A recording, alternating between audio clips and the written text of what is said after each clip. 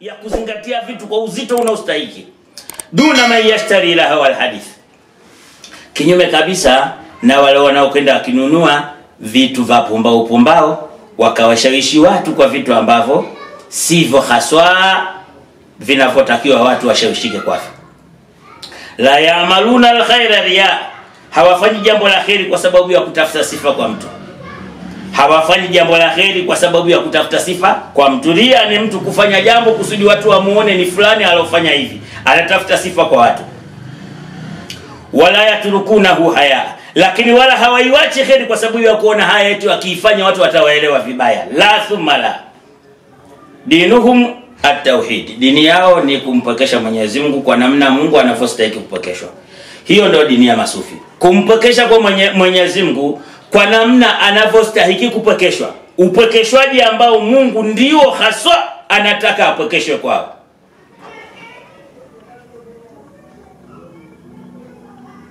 Wanafi tashbih, na dini yao wao ni kukataa kila kinachomfananisha Mungu na kitu kingine.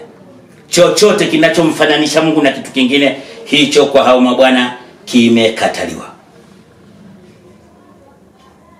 Wa madhhabuhum mutafwidhu ila Allah Ta'ala, na madhhabu yao yani mapito yao wanamopita, misimamo yao ni kuyaachia Mwenyezi Mungu Subhanahu wa Ta'ala yote yale ambayo yanatakiwa aachiwe Mwenyezi Mungu, watawakkul alaihi, na kisha kumtegemea yeye, kwamba kwa kumwachia jambo hili kwamba yeye ndo alisimamie na kumfanya ndio mtawala wake na sisi basi ndio tuko salama. Sasa ni atawakkul, huko ni kumtegemea Mwenyezi Mungu Subhanahu wa Ta'ala, wataslim li amrihi, na watu kujisalimisha na mipango yake Mwenyezi Mungu na amri yake. Alivyotaka Mungu basi huna hiari, ndo maana yake. Wal qanaa bima ruziku, na kukinai na kile walichoruzukiwa. Basi hawajitesi ile kuhenya jasho chapa mpaka lazima niwe bilionea, lazima wanatafuta kwa kiasi ambacho kile watakachokipata kinawatosha kujikurubisha kwa Mola wao na kinawapa wasaa mzuri wa kujishughulisha na Mola wao. Basi wal i'radu anil i'tiraz, na kujiepusha kabisa sawa na kumsusia Mwenyezi Mungu Subhanahu wa Ta'ala. Wao wamejiepusha na hiyo hali ya kumsusia Mwenyezi Mungu Subhanahu wa Ta'ala, kwamba nimemuomba hichi halafu hanipi, nimetaka hichi hanipi, na swali usiku, nafanya tasbihi, natoa na sadaka, halafu nataka hichi sipati. Hiyo ni i'tiraz. Unamfanyia Mungu wako i'tiraz. Unaona? Yaani kama umemsusia vile. Kwa nini mimi nimetaka hichi hanipi? Basi bwana. Mwenyezi Mungu hatakifu. Dhalika fadhlullah, hiyo ni ziada ya rehema ya Mwenyezi Mungu, yuutihi man yasha. Mungu wallahi humpa mtakaye tu hayo mambo, sio kila mtu hupata. Mungu humpa mtakaye tu kwa sababu maalumu na kwa njia zake na mapito yake, ndo Mungu humpa mtu hayo. Wallahu dhul fadhlil azim, na Mungu ana ziada ya rehema kubwa sana, na Mungu ana fadhila kubwa sana. Tumezoea kusema fadhila, Mungu ana fadhila kubwa sana.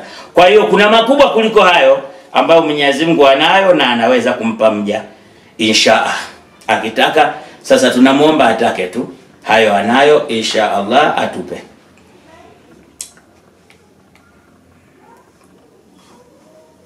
Kundi la 6 hiyo, yamebaki mawili huko nyuma.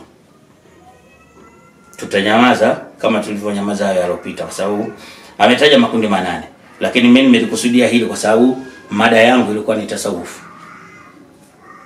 Nafikiri mnakumbuka. Mada yangu ilikuwa ni tasawuf. Kwa nimekusudia hili kwa sababu mjue hili jina linajulikana na watu wa hili jina pia wanajulikana na kazi zao, utaratibu wao na hali zao pia zinajulikana. Kwa hiyo wametajwa toka miaka 1000 na iliyopita huko hao masufi, kwa sifa hizi unazoziona hapa. Kuna ambayo sio hapa. Maana usiangalie tu hao unaowaona ikiwa umewakubali au huwataki, lakini katika haya yanayozungumzwa kwamba hii ndio sifa ya sufi, kuna sifa ambayo kweli hii sifa akiwa nayo sufi si sifa njema? Hapana. Kwa hiyo alhamdulillah, bado sana masufi, kwa maana ya jina hilo, kazi zake na matumizi na njia zake na mapito yake ni nzuri sana. Kwa hiyo mtu akiwa sufi na awe sufi, si makosa kuwa sufi, hasa kama ukizingatia kwamba usufi ni suluki.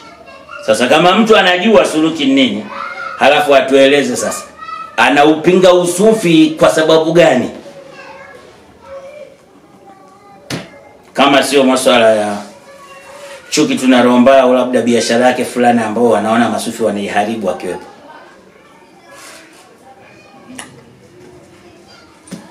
Haya, nitakusomeni hichi kitabu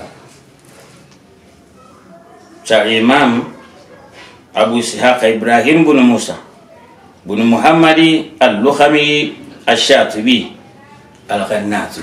Huyu bwana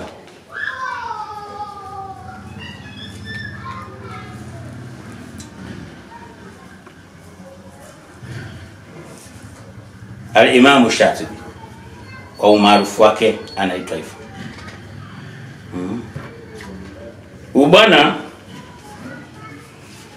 kitabu chake ni hichi kinaitwa Al-I'tisam, ambacho ndani yake kakusudia kila aina ya bid'a aizungumze, aichambue, na kila watu wa bid'a awazungumze, awachambue kwenye kitabu hichi. Yani chote unakiona hichi kitabu kinene hivi, alichohangaika nacho bwana ni kuitaja kila aina ya bid'a na kila mtu aliona yeye kwa mujibu wa elimu yake na utafiti wake kwamba huyo ni mtu wa bid'a. Basi kaitaja kila bid'a katika mfumo huo na kamtaja kila mtu wa bid'a katika mfumo huo. Na kusomea mahala ili ufahamu pia huyu bwana amewachukulia masufi uchukuliaji wa aina gani.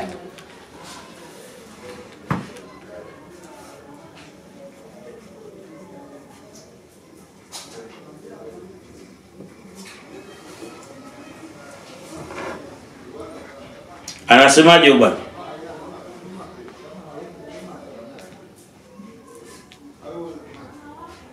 Yuko hapo katika kutukana bid'a na kuizungumza vibaya na watu wa bid'a na kuwazungumza vibaya.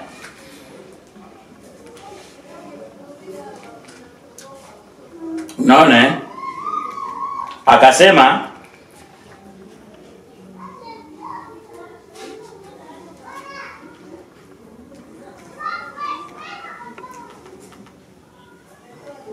kwenye hili jina la tasawuf,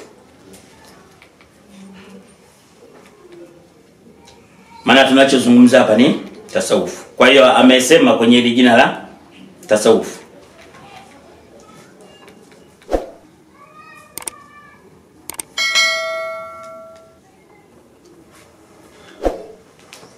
akasema ananakili maneno ya Abul Qasim al-Kushairi, mmoja katika mashaikh wakubwa sana wa tasawuf. Abul Qasim al-Kushairi anasema innahum innama ikhtasu bi ismi tasawuf. Anasema hawa masufi walijihusisha na hili jina la tasawufi kuwa ni jina maalumu kwa ajili yao. Masufi wamejitosha na jina hili la tasawufu kuwa liwe ndio jina lao tu, infiradan bihi, ili wajitenge kwa jina lao hili an ahli bid'ah, wawe mbali na watu wa bid'a. Hili jina la tasawufu anasema walilitumia wao kujitenga na watu wa bid'a. Watu wa bid'a walikuwa na majina mengi. Masufi wakaona jina zuri linalowafaa wao. Hakuna ila hilo, at-tasawuf, yani waitwe masufi. Azafadhaka anasema, akazungumza bwana katika kutaja kwake, annal muslimina ba'da rasulillah, kwamba waislamu baada ya kuondoka mtume sallallahu alayhi wasallam lam yatasamma fadhiluhum, wale walokuwa kuwa bora sana hawakujiita fi asrihim, katika zama zao baada ya mtume kuondoka sallallahu alaihi wasallam. Wale walokuwa bora kabisa katika viumbe wa Mwenyezi Mungu hawakujiita jina maalum kwa ajili yao. Hakuna. Amesema si waswahaba, isipokuwa jina la uswahaba tu kwa wale maswahaba. Akasema si wasuhuba, isipokuwa lile jina la uswahaba tu. Wale watu bora kabisa baada ya mtume sallallahu alaihi wasallam hawakuona jina bora kwao ila hilo, kama nilivyozungumza kule nyuma kwamba hawakuwa na jina lilokuwa bora zaidi kama uswahaba wao. Kwa hiyo wakajiita maswahaba. Idhila fadhila tafauqaha, kwa vile kuwa hakuna jina bora kuliko hilo. Juu ya hilo jina la uswahaba hakuna jina jingine bora kuliko hilo linaloweza kupita hilo jina la uswahaba. Thumma sumia, kisha wakaitwa mayalihim, walowafuata hawa maswahaba wa bwana mtume, wakaitwa at-tabi'in, wafuasi wa maswahaba wa mtume. Wara'u, na wakaona hawa mabwana hadhal isma, jina hili ashrafal asma, kwamba hili ndio jina bora kwao. Wakaona hakuna jina bora kuliko hili. Wale tabi'ina baada ya kwamba wamekuja nyuma ya maswahaba wa bwana mtume, wakaona jina zuri kabisa kwao kuitwa ni tuitwe nani? At-tabi'ina, yani wafuasi wa maswahaba wa mtume sallallahu alaihi wasallam.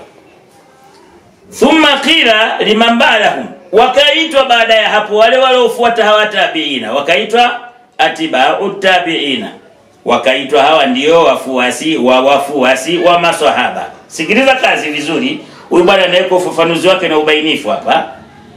Sawa.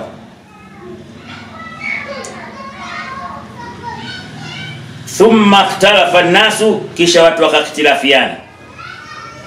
Watabayanatil maratib, na daraja zikawa mbali kwa mbali. Yani huku kuna daraja hii, huku kuna daraja hii, tabayanati almaratib. Kisha daraja zile zikawa mbali mbali. Yani hawa wanajulikana ni watu fulani, hawa watu fulani. Baada ya mtume na maswahaba zake kuondoka, ndio yametokea haya majina mengine yote unayoyaona. Kwamba sasa wale mabingwa wa tafsiri wakaita mufassirun, wataalamu wa hadithi wakaitwa muhadithun, wale mabingwa wa lugha wakaitwa lughawijuna, mabingwa wa historia wakaitwa muarrikhuna. Basi hapo nenda na unavoenda kuhusu watu na zama zao na kazi yao. Sawa. Haya yote hayakuwepo wakati huo kwa kutajika kwake, ila baada ya kuondoka mabwana wakubwa wale, yani mtume na maswahaba hawa waliofuata, ndio sasa majina hayo yakatoka pamoja nao.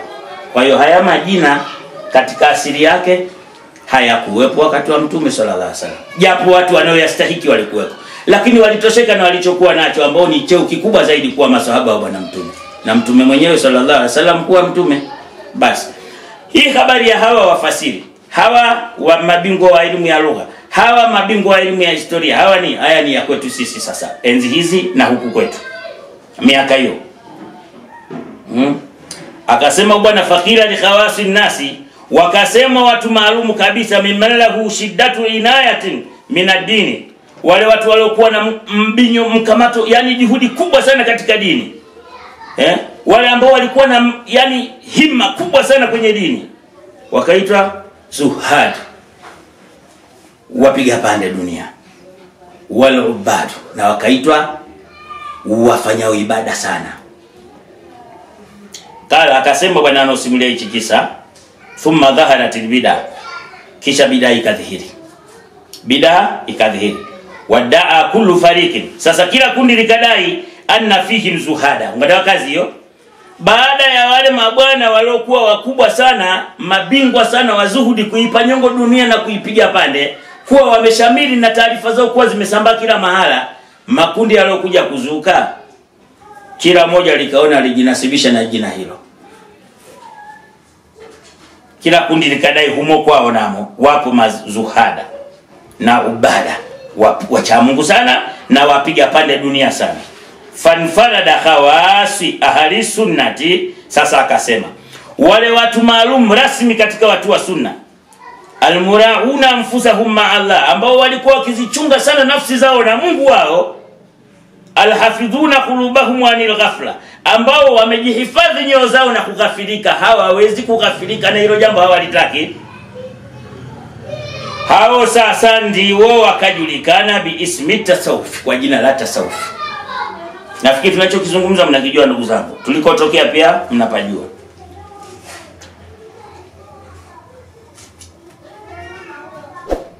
Huyu ni al-Imam Shatibi, katika kitabu ambacho kakusudia kuizungumza bid'a yote na kuzungumza watu wa bid'a wote. Usufi kauelewa hivi na kautaja hivi na akauzungumza hivi, akaweka ushahidi wake kuwa ni wale maneno ya wanachuoni sawa wa kisufi na wengineo wanaokuwa wanaizungumza tasawufu kwa namna ya ilmu na ufahamu, wakaichambua kama hivi. Yule bwana akayaweka hayo maneno hapa, sawa. Tutajua baadaye ameyaweka kuyaunga mkono au kuyapinga, maana yake desturi ya watu tunaoishi nao siku hizi ndio hiyo.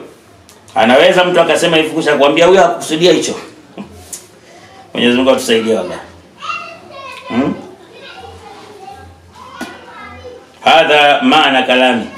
Huyu bwana akasema haya ndio maana ya maneno aliyokusudia kuyasema huyu bwana. Kumbuka alikuwa akimzungumza mtu akimnukuu. Sawa. Anasema faqad udda hadha al-laqab. Sasa jina hili limehesabiwa lahum kwa wao hao masufi, mahususan kwamba ndio alama yao rasmi ya kujitambulisha bitibai sunna, kwamba hawandi wao wafuasi wa sunna ya bwana mtume sallallahu alaihi wasallam, wa mubayanatil bid'a. Lakini pia kwamba hilo jina ndilo linaloweka wazi kujitenga na watu wa bid'a, na ili wajulikane watu wa bid'a ni kina nani, watu wakimbie. Wasunni kweli ni kina nani, watu wafuata. Sasa akasemaje? Wa fidhalika, katika hili sasa, ma yadullu ala khilafi ma yatakidu juhal. Unasikia kazi? Anasema katika haya maneno na ubainishi huu tumeona maneno yanaonyesha dalili kinyume kabisa na wanavyoitakidi watu wapumbavu wanaowazungumza vibaya masufi.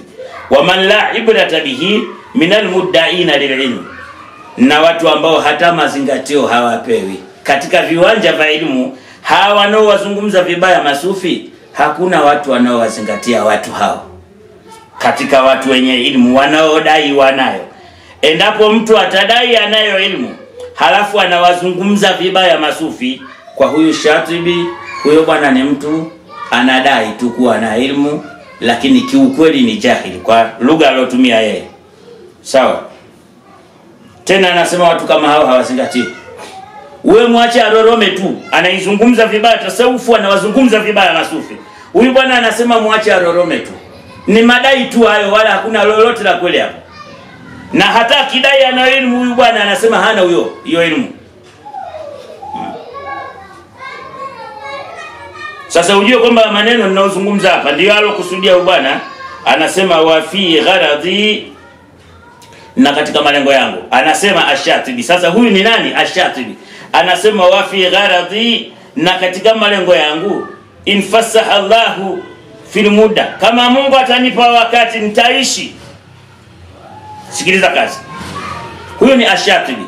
Anasema katika malengo yangu, kama Mwenyezi Mungu atanipa muda nitapata kuishi. Infasaha Allahu fil muda, kama Mungu atanifanyia mimi muda, anipe wakati.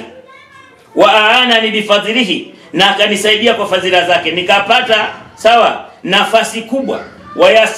Wayasara li asbab, na Mungu akanifanyia wepesi mimi kupata njia za kufanyia kazi. ana alkhasa fi tariqati alqaumi, nimekusudia nifanye mukhtasari kuhusu tarika ya watu wa tasawuf. Nifanye nini? Mukhtasari, niandike yani kitabu hata kidogo, lakini nizungumze watu wa tasawuf. Namudhaja, nifanye kitabu sawa, yustadalu biha ala sihatiha, ambacho watu watakitumia kuwa ni dalili ya kwamba tasawufu imeswihi. Huyu bwana anasema kama Mungu akimpa wakati, hapa wakati alipoongea maneno, anasema kama Mungu atanifanyia wepesi, anipe muda, basi nimekusudia katika malengo yangu nije niandike kitabu. Sawa, wakitumia kama hoja na dalili ya kujengea ala sihatiha, kuswihi kwa madhehebu ya watu wa tasawufu na tasawufu yao. Wajiriana, sawa, wajirianiha ala tariqati al-muthla, na wajue watu kwamba mtiririko mzima wa mapito ya watu wa tasawufu na tasawufu yao ni mapito ya kwenye njia iliyokuwa ndiyo. Njia iliyokuwa ndiyo. Huyu bwana anasema watu wajue kwamba kama akipata wasaa akaishi na Mungu akamfanyia wepesi mambo, ataandika kitabu kiwe dalili ya kuswihi kwa tasawufu na masufi na hizo kazi zao. Sawa, na mapito yao, sawa, wanayopita kwenye tarika ambayo ndiyo, yani njia ambayo ndiyo.